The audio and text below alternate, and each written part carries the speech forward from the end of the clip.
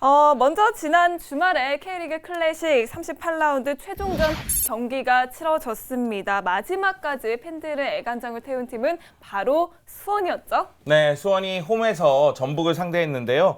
올 시즌 전북을 상대로 승리가 없었거든요. 그렇기 때문에 상당히 고전할 것이라는 예상이 있었는데 2대1로 승리를 거뒀습니다. 일단은 염기훈 선수가 후반 21분 골문에서 20m 지점에서 프리킥으로서 선제골을 기록하게 됩니다. 그러면서 수원이 전북을 상대로 기선제압에 성공을 하는데요. 하지만은 전북에는 이재성이 있었죠. 이재성 선수가 후반 39분에 동점골을 성공시키면서 1대1 무승부로 경기가 끝날 듯 느껴졌어요.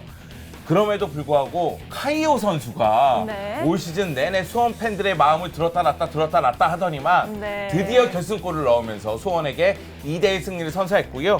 이에 따라서 수원은 올 시즌 K리그 클래식 준우승과 다음 시즌 AFC 챔피언스리그 직행 티켓을 동시에 획득하는 모습을 보여줬습니다. 네, 수원에서 리그 2연속 준우승을 이끈 카이오 선수. 시즌 내내 애증의 대상이었는데 마지막에 정말 멋진 골을 선사했습니다. 네, 카이오의 이번 골은 시원한 뿐만 아니라 수원에게 또 많은 것을 가져다 주었습니다. 일단 준우승을 차지함으로써 상금이 2억 원을 받게 됐고요. 그리고 또 수원이 이번 시즌 유일하게 전북에게 승리가 없었는데 이번 카이오의 득점으로써 전북에게 승리하는 마지막 경기를 만들어줬습니다. 네, 그리고 수원과 함께 2위 경쟁을 펼쳤던 이 포항과 서울의 대결에서는요. 황새가 독수리를 잡았습니다. 네, 이 경기도 굉장히 치열한 경기였습니다. 황선홍 감독이 이제 마지막 감독을 포항의 감독직을 논다고 얘기를 했었죠. 그렇기 때문에 마지막 경기가 됐었는데요.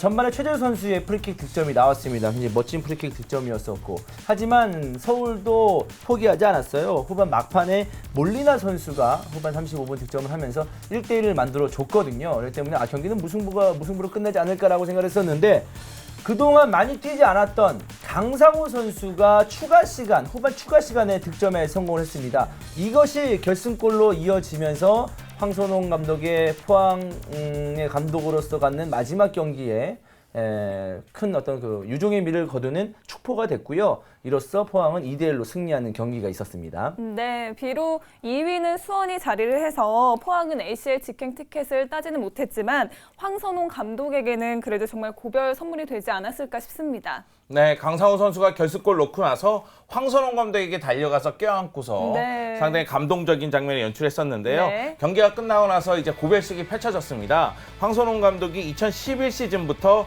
5년간 포항을 이끌면서 리그에서 99승을 기록했거든요. 팬들로서는 사랑하는 감독이 떠나가니까 상당히 아쉬움을 표했었는데, 황선홍 감독이 선수로서 뛸 때 등번호 18번 유니폼 3개를 저렇게 팬들이 좀 보여주면서 아쉬움을 표하기도 했고요. 플래카드 상황에서는 감독님 사랑합니다, 끝까지 함께 하겠습니다, 이런 멘트들이 있었고요. 그리고 이제 고별식 할 때 황선홍 감독이 이제 감독으로 있을 때 영상이 쫙 비춰졌었거든요. 근데 황선홍 감독이 눈물을 막 참고 있었어요. 사실 황선홍 감독이 눈물을 흘리지 않을 생각이었다 그랬었는데 안 흘릴 수가 없었죠. 그리고 강철 코치를 보는 순간 부둥켜 안고 눈물을 흐르더라고요. 그러니까 황선홍 감독의 마지막이 상당히 아름답지 않았었느냐, 이런 생각이 들고요. 앞으로는 최진철 감독이 다음 시즌부터 포항을 이끌게 됐습니다. 보통 이제 감독들이 팀을 떠나게 되면 좀 안 좋은 상황 속에서 성적 부진에 대한 책임을 지고 떠나는 경우가 많은데, 이렇게 아름답게 이별하는 경우는 거의 없습니다. 황선홍 감독이 이제 포항의 감독직을 수행하면서 FA컵 우승, 리그 우승 굉장히 좋은 모습을 보여줬기 때문에 팬들도 이제 황선홍 감독이 떠나는 모습을 그냥 축하 내지는 수고했다는 박수를 보내줄 수 있었고, 제가 봤던 팀과 감독의 이별 중에 두 번째로 가장 아름다운 장면이었습니다.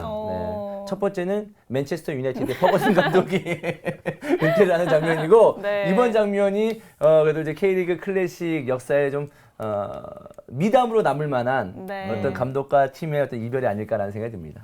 저도 황선홍 감독의 눈물을 흘릴 때 조금 좀 마음이 아팠는데 앞으로의 그의 행보를 더욱더 기대를 해보도록 하겠습니다. 그리고 한편 우승권과는 거리가 멀었지만 이번 시즌 정말 기분 좋게 마무리를 한 제주와 성남의 경기도 있었죠. 네, 성남이 홈에서 제주를 상대했는데요. 2대1로 승리를 거뒀습니다. 황의조와 이태희 선수가 연속골을 넣었었죠. 일단 황의조 선수가 전반 9분에 김도현 선수의 침투 패스를 받아서 왼발 슈팅으로서 선제골을 기록합니다. 그러면서 전체적으로 팀의 분위기를 끌어올리는데 일조를 했었는데요. 리그 15골이었죠. 그리고 나서 이 송지영 선수의 패스를 진대성 선수가 골로 연결하는 장면이 전반 32분에 나옵니다. 결국은 양 팀이 1대1 상황이 되면서 이 전반전을 마치게 되고요. 그리고 후반 들어서도 1진 1퇴를 거듭하는데요. 하지만 후반 43분에 공격에 가담한 이태희 선수가 강력한 슈팅으로 결승골을 넣으면서 성남이 2대1로 승리를 거뒀고 유종의 의미를 거뒀습니다. 네, 그리고 이 상위 스플릿보다 하루 일찍 최종전을 치렀던 하위 스플릿에서는요. 울산이 7위로 끌어올리면서 유종의 미를 거뒀습니다. 네, 부산으로서는 이제 그 잔류 플레이오프가 남았기 때문에 이 경기를 승리를 하면서 뭔가 팀 분위기를 띄울 필요가 있었는데 그런 작업들이 제대로 이루어지지 않았습니다. 네. 경기 초반에는 부산이 좀 승기를 잡아가는 느낌이었습니다. 홍동현 선수가 득점에 성공을 하면서 먼저 선제골을 넣은 부산이었었거든요. 하지만 후반전 들어서 울산도 가만히 있지 않았죠.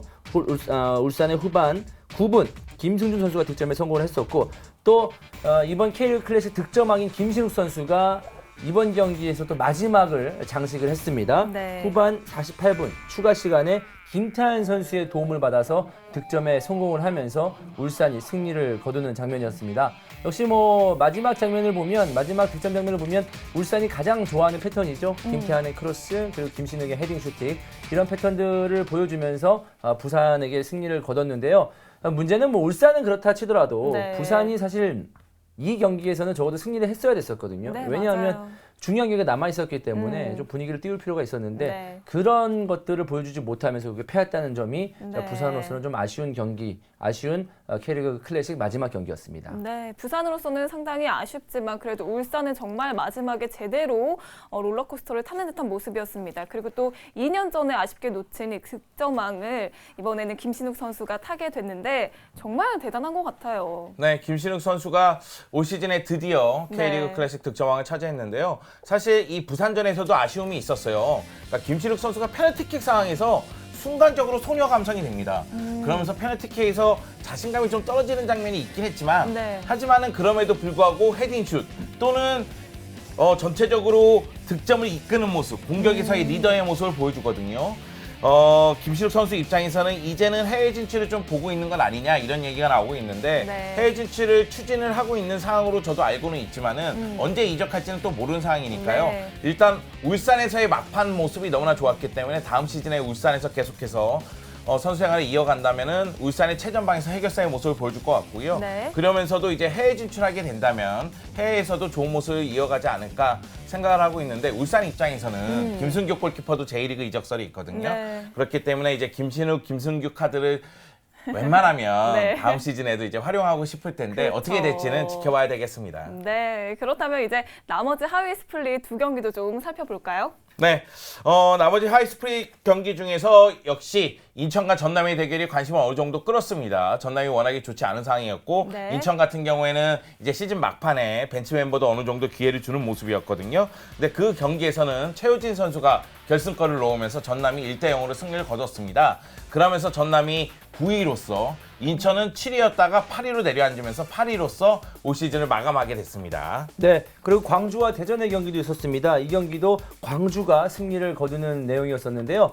전반에 김호남 선수가 득점에 성공을 했었고요. 그리고 후반에도 역시 박선홍 선수가 두 번째 득점에 성공을 했습니다. 대전도 끝까지 포기하지 않았습니다만은 너무 늦게 만회골이 터지면서 2대1로 결국 패했는데요. 광주는 이로써 이번 시즌 10승을 채우게 됐습니다. K리그 승격팀으로서 최초 잔류한 팀이 됐고요. 그리고 1부 리그 창단 후 시즌 최다승을 기록을 했습니다.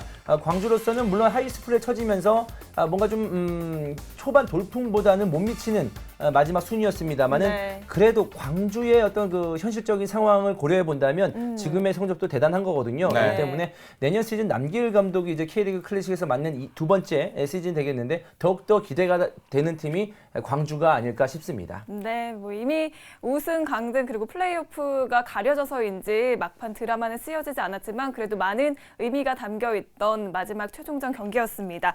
두 분 이번에 K리그를 보면서 가장 인상에 남았던 그런 팀이 있다면 어느 팀이 있을까요? 저는 인천입니다. 아, 인천? 네. 소위 얘기해서 시즌 초반에는 늑대 축구 얘기했을 때 늑대 축구가 뭐야? 이런 상황이 많았었는데 이것이 늑대 축구구나 이런 것을 김동훈 감독이 보여줬고요. 그리고 인천으로서는 상당히 어려운 상황이었거든요. 그럼에도 불구하고 확실하게 승점을 획득하는 모습이 나오면서 네. 아, 이렇게도 팀을 운영하면서 확실하게 경쟁력을 가지는 모습을 보여줄 수 있구나 이런 생각이 들었고 네. FA컵에서도 우승에는 실패했지만 좋은 모습을 보여줬고요. 네. 저는 부산입니다.